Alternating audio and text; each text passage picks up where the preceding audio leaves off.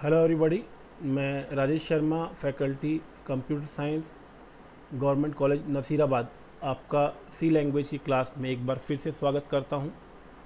आज की क्लास में हम एक डिसीजन मेकिंग से रिलेटेड या ब्रांचिंग से रिलेटेड एक एल्गोरिदम लेंगे और उसका फ्लो चार्ट भी बनाएंगे, और फिर नेक्स्ट लेक्चर में हम उसका प्रोग्राम भी कहीं ना कहीं क्रिएट करेंगे ताकि आपको ये पता पड़ सके कि किस प्रकार से सी लैंग्वेज में डिसीजन मेकिंग इम्प्लीमेंट की जाती है, और उसके लिए जो रिक्वायर्ड इंस्ट्रक्शन है उसका सिंटैक्स किस प्रकार से होता है और किस तरह की आर्ग्यूमेंट्स या वैल्यूज़ उसमें दी जाती हैं।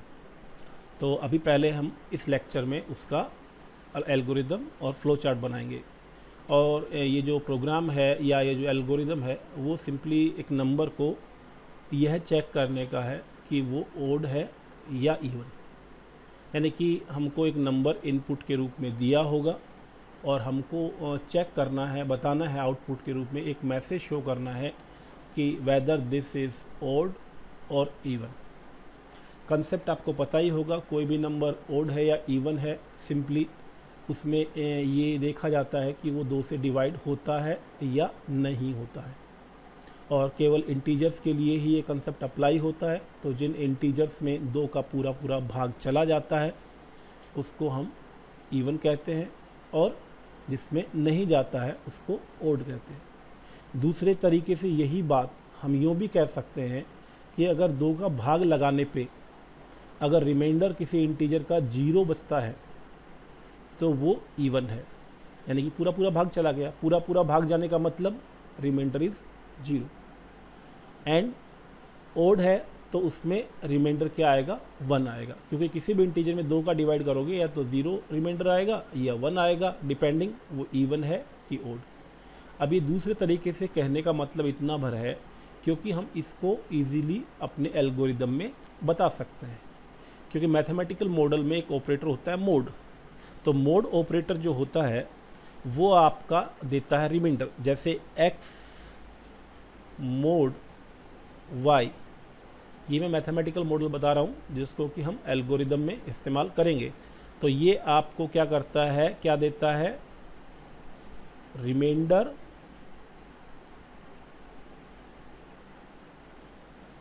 ऑन डिवाइडिंग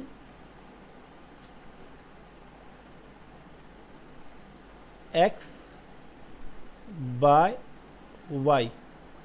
और ये बात फिर मैं आपको कहीं ना कहीं याद दिला दूं कि यहाँ पे x और y दोनों ही इंटीजर होने चाहिए, तभी ये ऑपरेशन जो है कहीं ना कहीं अपना काम करता है, या इसके लिए एप्लीकेबल या कहीं ना कहीं जो वैलिड जो है वो ऑपरेंड्स केवल इंटीजर्स ही हो सकते हैं। फॉर एग्ज़ाम्पल अगर मैं बताऊं कि आपका मान लीजिए नंबर है 15 और इसमें आप करते हैं मोड 4, तो देखिए आपका 4 से भाग लगाने पे 15 में 3 बार पूरा पूरा भाग लग जाएगा, 4 3 12 एंड 3 रिमाइंडर बचेगा। फिर 76 मोड 10, तो यहाँ पे 10 का भाग लगाने पे 6 रिमाइंडर बचेगा। 25 मोड 5 जो है वो आपका 0, क्योंकि पूरा पूरा भाग लग गया। तो ये इस तरीके से मोड ऑपरेशन जो है वो आपका काम करता है। तो अब हम क्या करते हैं, एल्गोरिदम पे आते हैं। उसमें हम इसी कंसेप्ट को कहीं ना कहीं इस्तेमाल करने वाले हैं, जिससे कि हमको ये पता पड़ सके कि वो नंबर 2 से पूरा पूरा डिविजिबल है कि नहीं। अगर वो 2 से पूरा पूरा डिविजिबल है तो 2 से उसका मोड क्या आना चाहिए, 0, अदरवाइज 1। तो यहाँ पे हम एल्गोरिदम लिखते हैं पहले। तो जैसा कि हमने पहले भी देखा है, सबसे शुरू में या स्टार्टिंग में हम स्टार्ट लिखते हैं और एंड में जो है वो स्टॉप का इस्तेमाल करते हैं। अब इसी के लिए फ़्लो चार्ट भी साथ साथ चलने देते हैं। तो फ़्लो चार्ट में जो है वो आपका स्टार्ट के लिए इस तरह का ओवल, और स्टॉप के लिए भी नीचे ओवल का इस्तेमाल करेंगे। तो ये स्टार्ट एंड स्टॉप। तो मैं 1 to 1 आपको कहीं ना कहीं फ़्लो चार्ट और आपका एल्गोरिदम दोनों का कोरस्पॉन्डेंस बता रहा हूँ। तो ये आपका स्टार्ट के लिए और ये आपका स्टॉप के लिए। इसके बाद जो है वो आपका नंबर रीड करेंगे ऑब्वियसली आप। तो मान लीजिए नंबर को हम सिंबल देते हैं n, रीड n। अब इस रीड स्टेटमेंट के कॉरस्पॉन्डिंग जो है यहाँ पे सिंबल जो होगा वो होगा आपका पैरेललोग्राम। तो ये आपका रीड n। तो देखिए बिल्कुल 1 to 1 कॉरस्पॉन्डेंस होती है आपके फ्लो चार्ट में और एल्गोरिदम में। अब आपने ये रीड कर लिया, रीड करने के बाद हमको नंबर मिल गया, किसमें, n सिंबल या n वेरिएबल में मिल गया।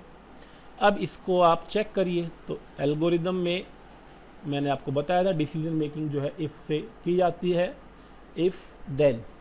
तो इफ़ n मोड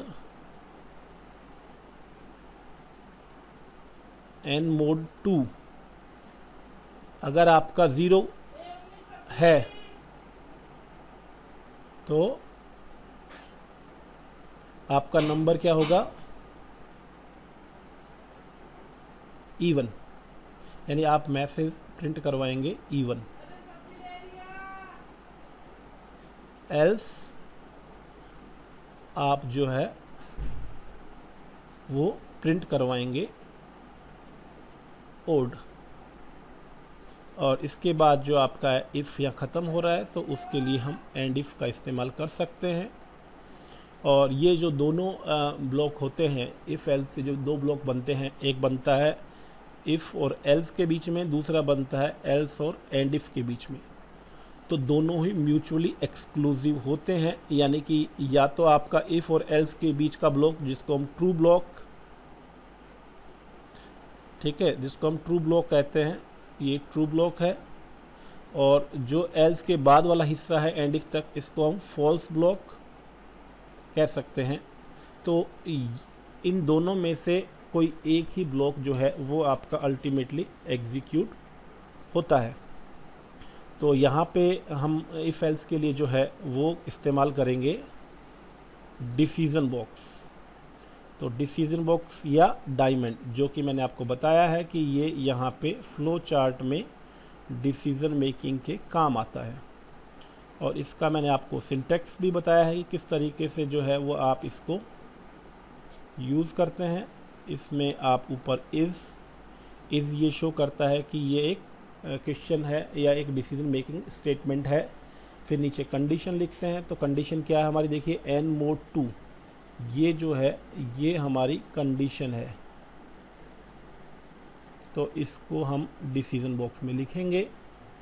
तो इस n मोड 2 इक्वल टू 0 और उसके नीचे क्वेश्चन मार्क लगाया जाता है, ये बताने के लिए कि ये आपका कहीं ना कहीं इसके ऊपर डिसीज़न लिया जाना है या इसके ऊपर इफ़ बट वाली सिचुएशन बन सकती है।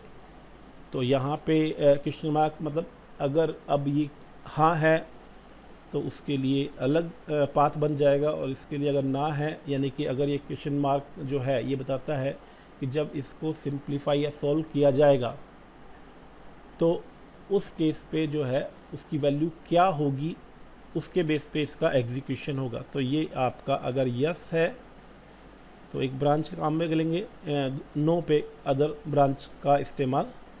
और मैंने कहा कि इसमें से जो एक तो है इनकमिंग ब्रांच है जो कि आपके प्रोग्राम के फ्लो के साथ साथ आई है, और फिर 3 जो वर्टेक्स बसते हैं या 3 जो साइड बसती हैं उनमें से कोई भी 2 का इस्तेमाल आप क्या कर सकते हैं, आउटगोइंग ब्रांच के लिए कर सकते हैं। फिर ये जैसे यस के लिए इस्तेमाल किया, यस कहिए ट्रू कहिए एक ही बात है। तो यहाँ पे ये देखिए यस है तो जो आपका ट्रू ब्लॉक है राइट इवन वाला, ये हम यस वाले में करेंगे, यानी कि ये जब आपकी कंडीशन ट्रू होगी तो ये हम कह देते हैं प्रिंट इवन। और आप ये यहाँ पे प्रिंट की जगह जो है वो राइट भी लिख सकते हैं, जैसा भी आपको सूटेबल लगे। जैसे एल्गोरिदम में भी आप प्रिंट या राइट कुछ भी लिख सकते हैं आउटपुट के लिए, वैसे ही फ्लो चार्ट में भी कुछ भी लिख सकते हैं। और अगर मान लीजिए n mod 2 0 नहीं आता है, अब 0 नहीं आता है इसका मतलब वैसे तो 1 ही आएगा, लेकिन वही है कि हमको उसको टेस्ट करने की ज़रूरत नहीं है क्योंकि ये है 0, अन्यथा 1 ही होगा, तो ये अंडरस्टूड है। तो यहाँ पे जो है वो हम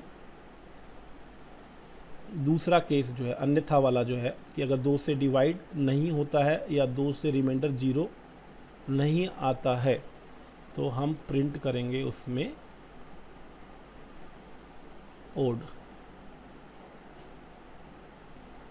और जब ये प्रिंट कर दिया हमने, अब प्रिंट इवन करा, ये आपका ये वाला है। अब राइट ओड जो है ये एल्स और इफ़ के बीच का जो था फॉल्स ब्लॉक, इस फॉल्स ब्लॉक को हमने यहाँ पे देखिए ये आपका फॉल्स ब्लॉक है। और उसके बाद देखिए कि अगर आपका प्रोग्राम चूँकि म्यूचुअली एक्सक्लूसिव रहता है, आपका फ्लो जो है म्यूचुअली एक्सक्लूसिव रहता है इफ़ एल्स में, तो इफ़ वाला पार्ट अगर इवेल्यूट होता है तो इफ़ वाला पार्ट इवेल्यूट होने के बाद भी आप स्टॉप पे ही जाएंगे। और एल्स वाला कहने का मतलब है कि अगर इस एल्गोरिदम के फ्लो की बात करूं तो अगर जस्ट मूवमेंट पे राइट आपका इवन हुआ उसके बाद अगर ये आपका जाता है तो भी स्टॉप पे जाता है। और अगर मान लीजिए कंडीशन फॉल्स होती है तो ये तो एग्जीक्यूट ही नहीं होता है। एल्स में आपका जो है एग्जीक्यूशन जाता है जो कि राइट ओड करेगा, और उसके बाद जो है राइट ओड करने के बाद भी आपका जो फ्लो है वो इफ़ से बाहर आएगा। और इफ़ से बाहर आने के बाद चूँकि कोई स्टेटमेंट नहीं है, सीधा स्टॉप ही है, तो अल्टीमेटली यही होगा कि आपका राइट इवन किया तो भी प्रोग्राम स्टॉप पे जाएगा, और आपने एल्स में गए फॉल्स हुई कंडीशन और प्रिंट ओड किया तो भी आपका स्टॉप पे जाएगा। तो यहाँ पे भी जो है वो प्रिंट इवन करने के बाद ये आपका स्टॉप, और यहाँ से अगर ओड हुआ मान लीजिए नंबर तो भी आपका स्टॉप। तो इस तरीके से आप दोनों पाथ को ज्वाइन करके वापस से एक पाथ शो कर सकते हैं, और चाहें तो अलग अलग पाथ से आप दोनों को स्टॉप से जोड़ सकते हैं या बता सकते हैं कि ये आपका एग्जीक्यूशन जो है वो स्टॉप पे जाएगा। तो इस तरीके से ये जो प्रोग्राम है एल्गोरिदम है, चाहे वो फ्लो चार्ट में है चाहे सूडो कोड में है, वो फाइंड आउट करता है कि कैसे एक नंबर जो है उसको चेक किया जा सकता है कि वो ओड है या इवन है। और इसमें जो मेनली नोट करने वाली चीज़ है वो है आपकी डिसीज़न मेकिंग, कि डिसीजन मेकिंग को किस प्रकार से इम्प्लीमेंट किया गया है एल्गोरिदम एंड फ्लो चार्ट में। और ये तो चूँकि हमने एक ही लेवल पे डिसीजन लिया है, कई बार ऐसा भी हो सकता है आपके एल्गोरिदम्स में, फ्लो चार्ट में या प्रोग्राम्स में कि आपको मल्टी लेवल डिसीजन लेना पड़े।